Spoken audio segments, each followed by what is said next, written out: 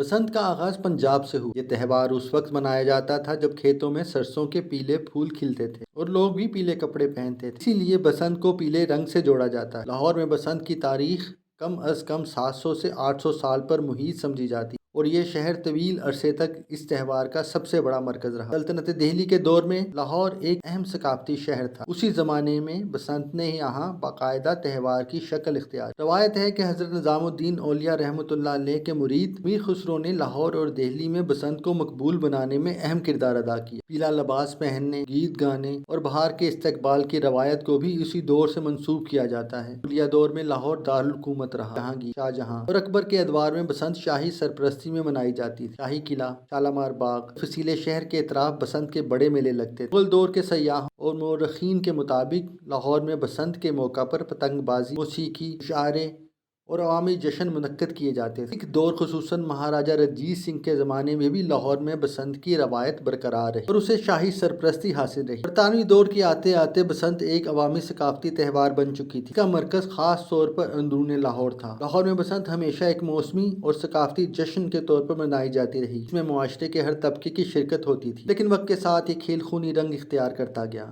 حادثات اور اموات کے باعث اس پر پابندی عائد کر دی گئی، تاہم اب SOPs کے تحت لاہوریوں کو بسنت منانے کی اجازت دی گئی ہے۔ اس پر شہریوں نے مختلف رد عمل کا اظہار کیا ہے۔ ایک جانب عوام میں خوشی کی لہر ہے تو دوسری جانب کچھ لوگ شکوہ کرتے دکھائی دیتے ہیں کہ بسنت اب ہر طبقے کے لیے ممکن نہیں رہی، بلکہ یہ ایک مہنگا شوق بن چکی ہے۔ ایسے میں غریب آدمی کے لیے یہ سوال پیدا ہوتا ہے کہ وہ پیٹ بھرے یا پتنگ اڑائے۔